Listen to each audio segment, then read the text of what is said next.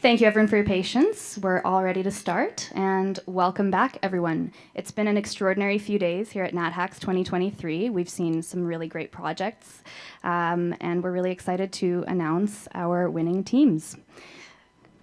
But before we get into that, I'd like to introduce you to our keynote speaker for this evening, Mel Barsky. Mel is the Director of Business Development at the Centre for Aging and Brain Health Innovation, otherwise known as CABI. Led by Baycrest Health Sciences, they help innovators develop, disseminate, scale, and promote adoption of promising innovations in the aging and brain health sector. To date, they have funded over 500 projects globally. We're incredibly excited to have Mel here representing them as one of our newest partnerships, and we're looking forward to many future collaborations. Please join me in welcoming Mel to the stage.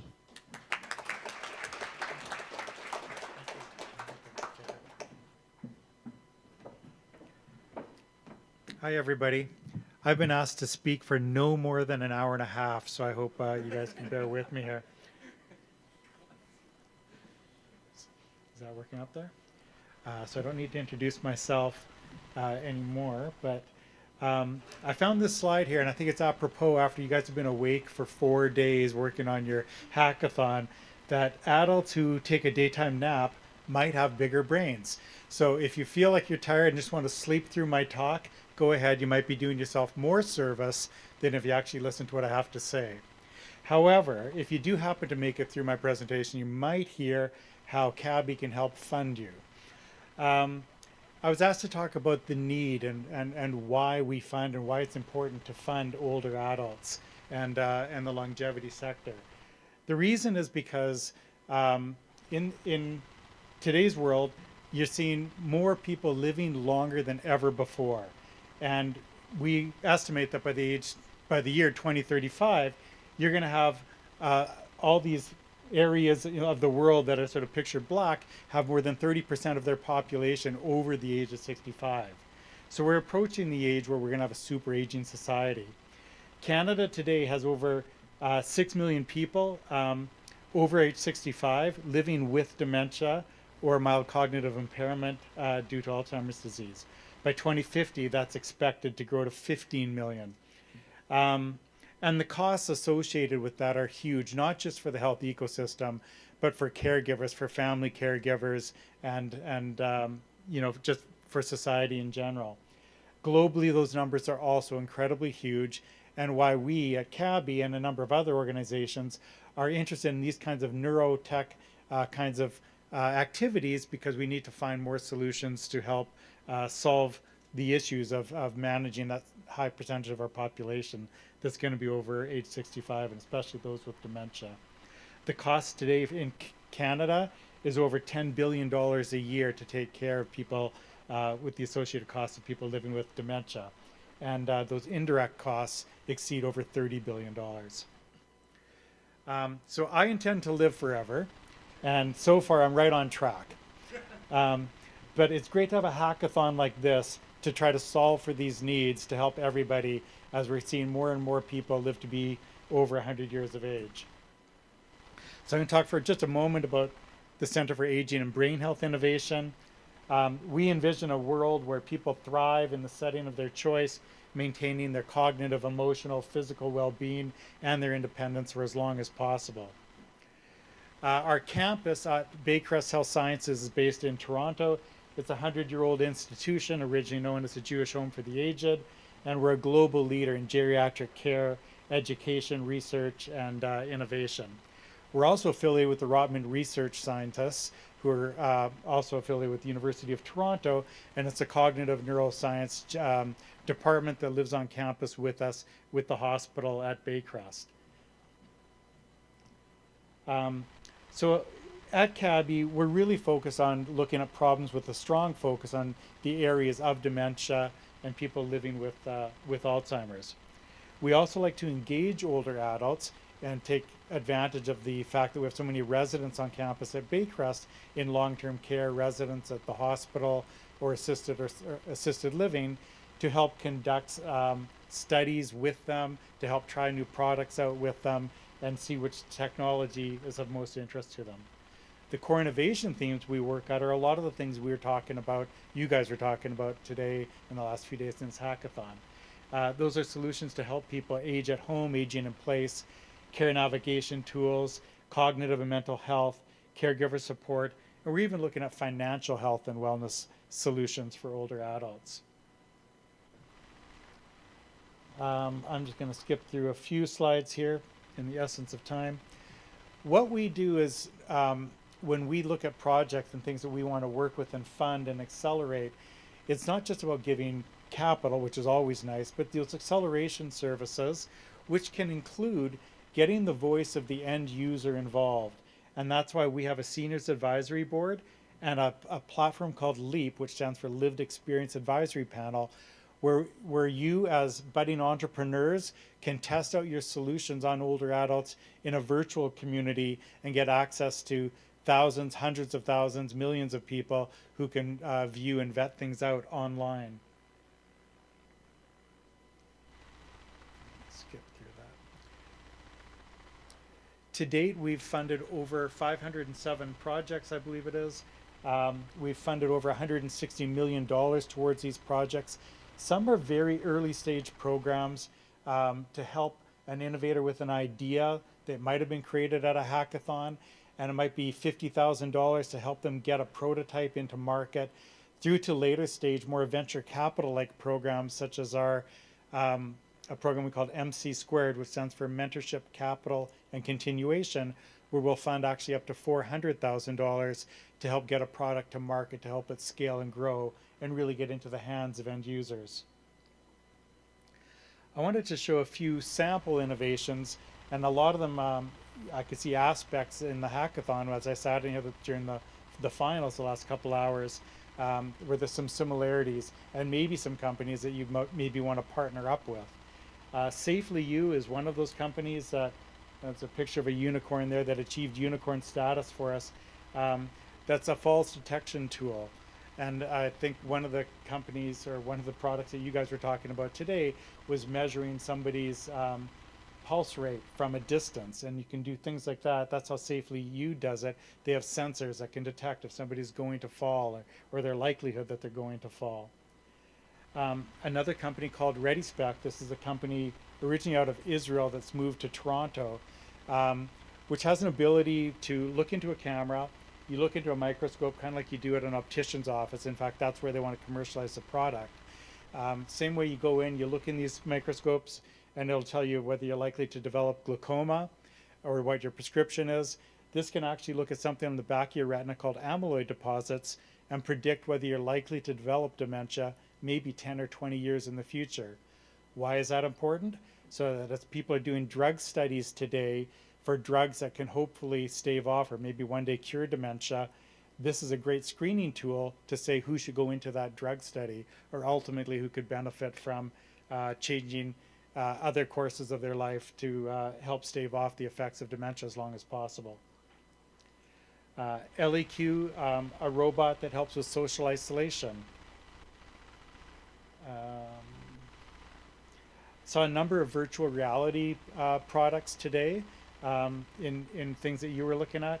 So here's a list of companies that we have funded in the VR space. Embodied Labs actually helps support people, support staff at a hospital to understand, to have empathy, to learn what it's like to live with dementia by experiencing that with VR goggles so they know how to better treat their patients. And there's a number of other solutions, one actually out of Saskatoon, so there's some we do out in the prairies here too. Kyogo is a dermaskeleton. This is a really cool product that we are testing right outside our offices. I'd always arrange to have meetings from our government stakeholders around the time that we'd demo this. It was literally a device, an apparatus that goes around your waist and helps people with spinal cord injuries and issues literally get out of a wheelchair and walk up and down a flight of stairs. So a really cool product to help and be used for rehab and other things. Muse headset, I heard a couple people talking about this today. That's an EEG device that is commercialized. It's sold online at Best Buy, wherever else. And it's a very thin little EEG set, so a more commercial version of the ones you guys were all working on this week. And I think at least one company mentioned they were using the Muse headset. So it's got 4 EEG leads as opposed to the 200 and I'm not sure how many leads, some leads that we'll have in a clinical version of it. But this one helps with meditation management. But we are using it, or the Rotman research scientists are using it on the back end to actually read what people are thinking and can operate computers to do simple tasks today. But hopefully in 5-10 years from now, they'll be able to do more complex tasks just by thinking. And again, I think one of the hackathon groups here was talking about using a similar kind of device to operate a computer to go, turn things on or off.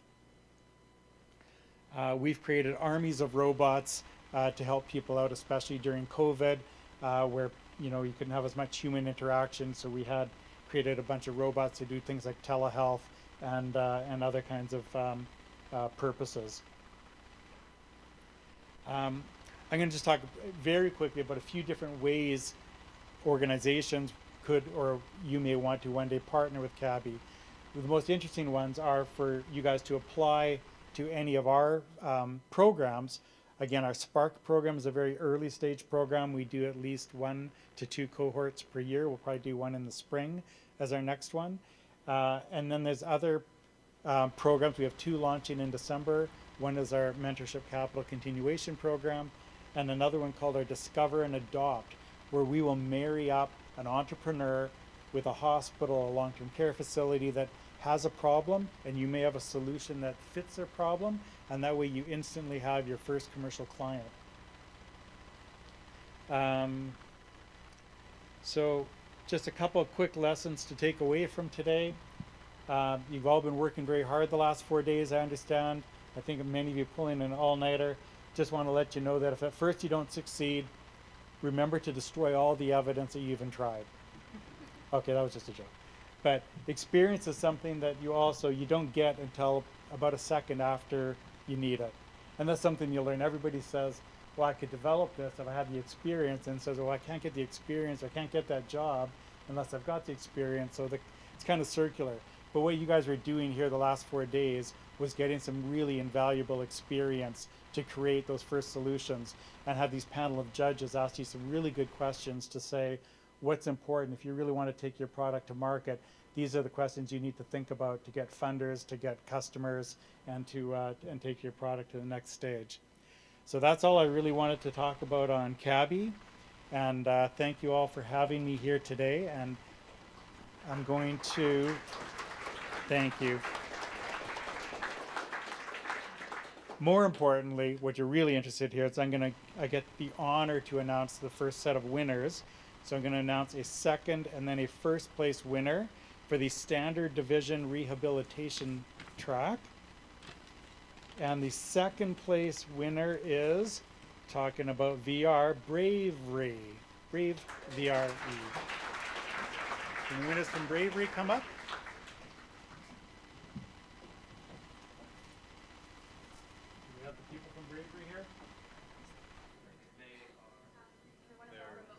Oh, they're remote? Okay, we're going to virtually give the VR team. Yeah. And now the first place product is called NeurAlbertaTech. Do we have NeurAlbertaTech here? Congratulations.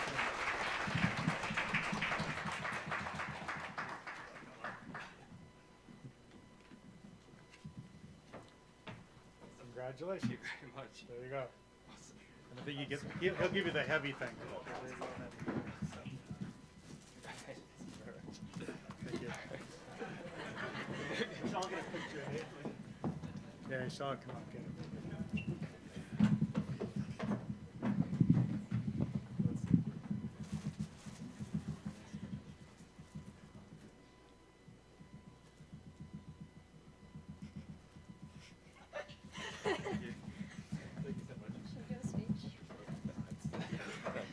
I'll have it ready for us.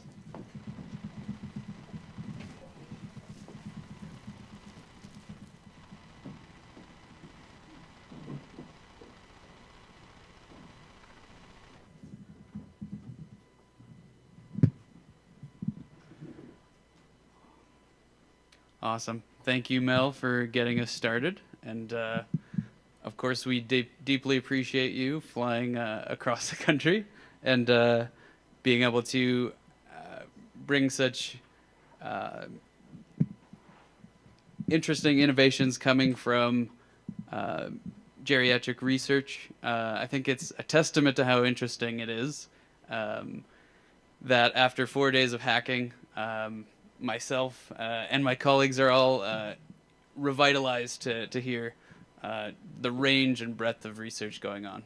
So, and the different avenues to be able to interact with a population directly. Yeah, so next we have announcing winners for the standard division in the recreation track. Let's welcome back Danny Moffat from the Edmonton Regional Innovation Network to the stage.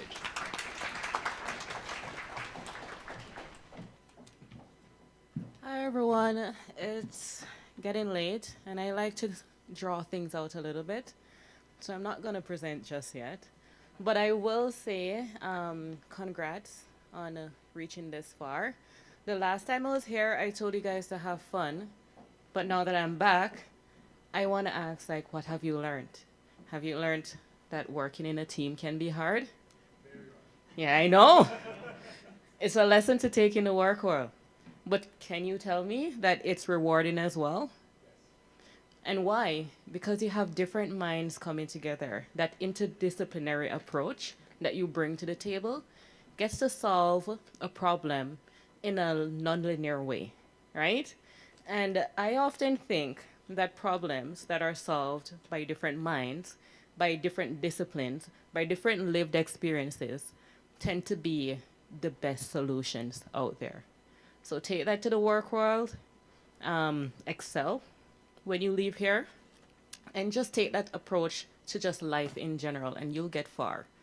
All right, so let me hand off the second place in the recreation track division, and that goes to my detective. If they're here, please come up.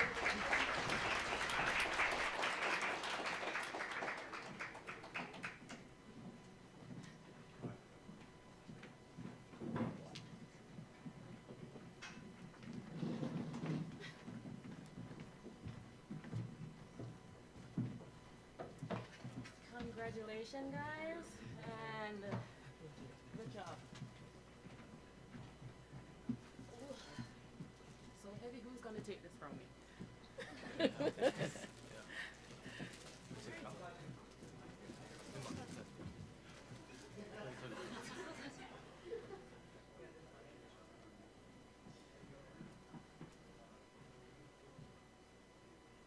Thank you, guys.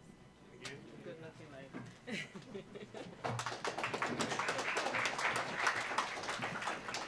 Oh my gosh, all these smart young people. I just love it. All right, and now I'm gonna hand off the first place prize. And that first place goes to Clue, the BCI expansion. If you're here, are they virtual? Well, yeah, they won first prize. Congrats to them. They're not here to accept.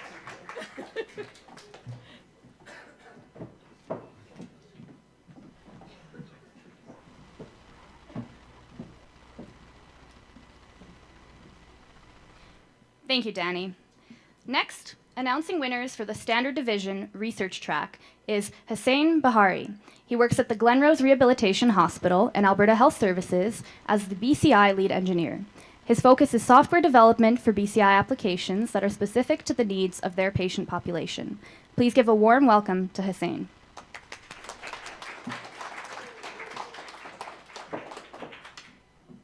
Hi everyone. My name is Hossein. I'll skip the whole introduction because I know it's been a long weekend and you're all tired and you can't wait to get home. I just want to say a few words before handing out the awards. As somebody who's been sitting where you guys are sitting not so long ago, and as somebody who really enjoys working in this whole brain-computer interface and neurotechnologies field, I want to say that it's an emerging field, and there's lots of money and lots of research going into this field because it's been very promising to people, especially people with special needs and people who don't or not as able as a lot of you guys that are sitting here today. So I want to say you should be very proud of all the work you've done over the course of this weekend, and know that's directly impacting, so at least a lot of these projects are going to directly impact a lot of people who need it the most.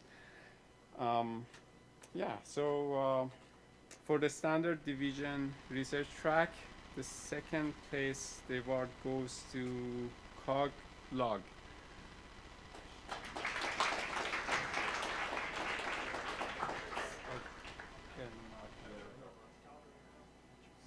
Yeah, and the first place, the award goes to real-time learners.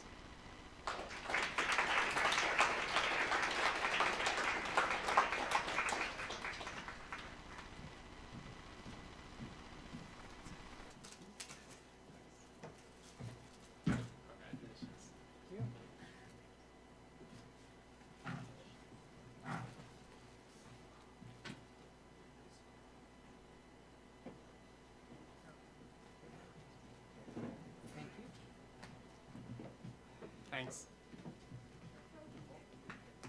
I think sanitation research, right? Thank you.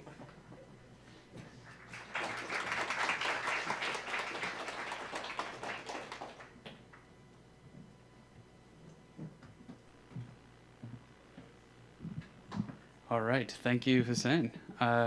Next, NeurAlbertaTech's own CLO and this year's natHACKS co-president, Sahil, is presenting the Standard Division Junior Award. Sahil to the stage.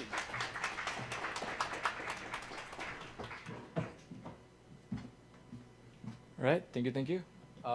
Just super quick before I announce the winner for this track, a big thank you and congratulations to every single team at natHACKS. Not just the winners, but every single team that actually finished the project. You guys stuck with it and committed to something for close to about 3 to 4 days now, and that's something to be proud of. So without further ado, the winner for Standard Division Junior track is MediNoise.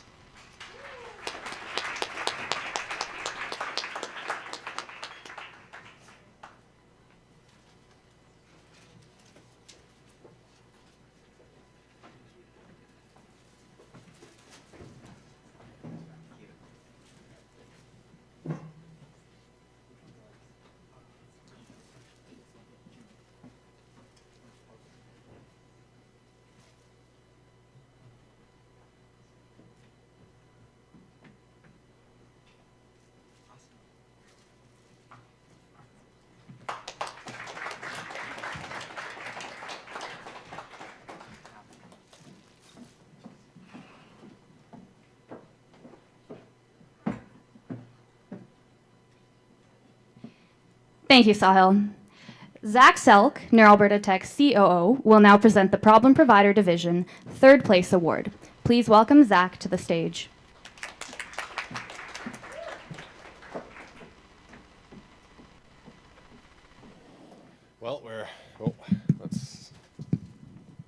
We're just about there with the last track.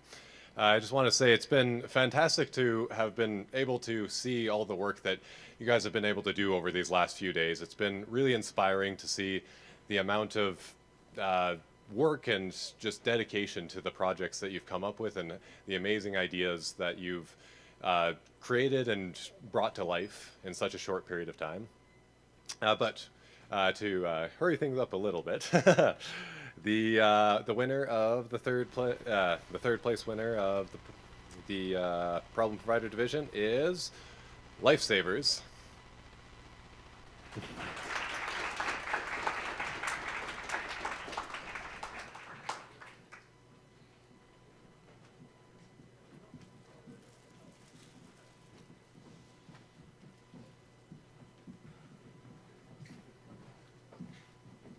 Congratulations. Congratulations. Thank you. Congratulations.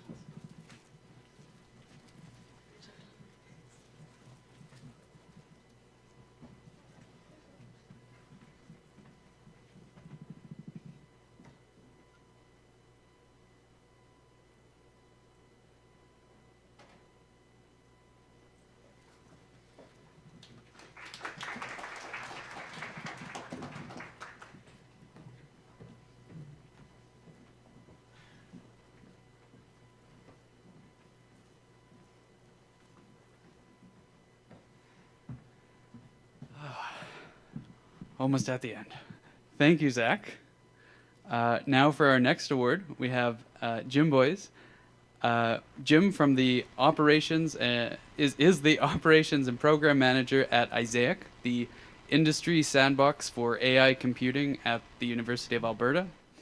He has managed various technology units and projects at the U of A for much of the last 20 years.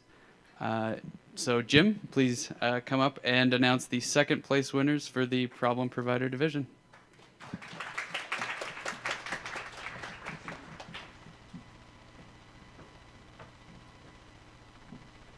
Thanks, Eden, and congratulations to all of the hackathon teams, and in particular, of course, all the award winners and all of you who have hung in here right till the very end. And I would also say congratulations to NeurAlbertaTech for a recent Aztech Award for community initiatives. So excellent work from this team as well. I'll just say one quick word about NeurAlbertaTech and why you might care. So we are the industry sandbox for artificial intelligence computing located at the University of Alberta. And as a sponsor, we have available high-performance computing resources for the winning teams. So for some of the ideas that you've been working on and developing, if you do need GPU processors, talk to Eden, and he'll let you know how to get a hold of me. So the problem provider division, second place winner is BCI Music.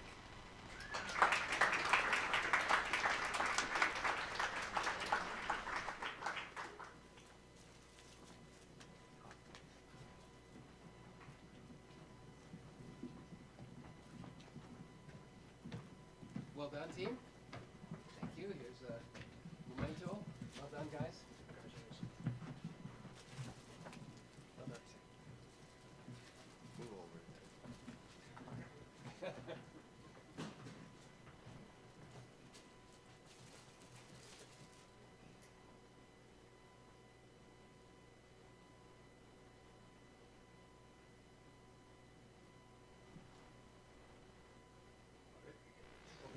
Okay. Well done.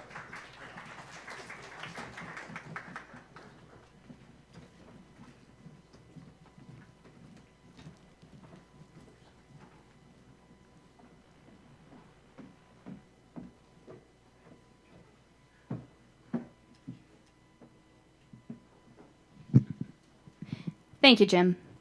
Now, please welcome our final presenter, NeurAlbertaTech's CCO, John Cooper, who will present the first place award for the Problem Provider Division.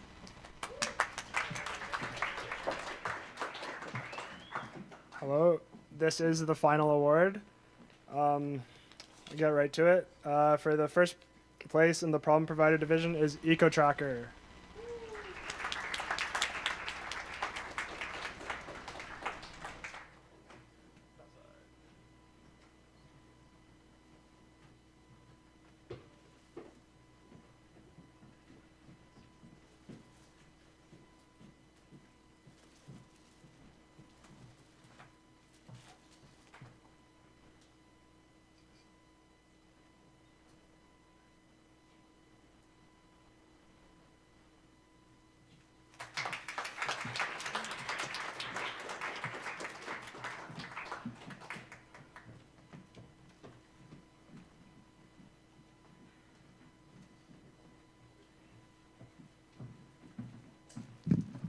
Oh boy. So, I get the honor of closing out natHACKS 2023. So first off, congratulations to all the winning teams. You worked incredibly hard over these last 64 hours, a little more than that because we're off a little more with the closing ceremonies, but we created some truly fascinating projects. We're looking forward to seeing how you continue their development, and of course, being able to be involved in the process of that. On the topic of future engagements and support, we would like to extend, again, an invitation to all hackers to attend the upcoming IoT North Conference happening next week in Calgary. In case you want another long event to attend to. NeurAlbertaTech's team has several people going. you can actually use the codes found here and on page 17 of the survival guide to access specially reserved tickets for natHACKS attendees. So I'll be there along with several other members of NAT, and we'd love to see you there as well. So looking beyond next week, let's have a quick recap of the supports that we offer for winning teams. So, of course, there is the seed funding that is earmarked for continued development of your winning projects, which you'll have claim to for up to 9 months. But beyond monetary support, NeurAlbertaTech will also connect you with resources to develop the business aspects of your project, should your team choose to, and be able to take it from a proof of concept all the way to a marketable product. So we encourage you to continue the conversations that we've started here, seek support, mentorship, additional funding, and keep the spirit of natHACKS alive. And finally, before we end this ceremony, I would like to extend a massive thank you to everyone who has made natHACKS 2023 possible. So that includes judges, mentors, and sponsors. And we're incredibly grateful to have your support and collaboration. You've helped us engage hackers in a more meaningful way and provide industry-validated feedback to our teams. And natHACKS wouldn't be the same without you. I would also like to thank our organizers, admin, and volunteers. Over the last 12 months, our organizer and admin teams have dedicated literally thousands of volunteer hours to making this hackathon happen. There have been countless late nights, logistical setbacks, and unexpected roadblocks on the way. And I think my team is all in agreement that despite its challenging nature, it has all been worth it. I can get some nods, maybe. Yeah, okay. And of course, we couldn't pull it off alone. Our volunteers this weekend have been quite invaluable. Wouldn't have happened without them. So thank you, everyone, for your hard work, and let's look forward to doing it all again next year. Yeah, and with that, we officially close natHACKS 2023. Remember, the connections you made here, the skills that you've honed, and the projects you've created are just starting points. Every new idea, every new line of code, and every prototype built here has the potential to change lives. So keep pushing the boundaries, and remember, your journey extends beyond this. So continue to innovate and explore and to dream. Who wrote this? On behalf of our entire team, thank you for making natHACKS 2023 a success. You can stay up to date on future natHACKS events on our website and social media. We will also be sending a follow-up survey with several $100 cash prize. So look out for that. And yeah, safe travels, get home safe, and keep hacking.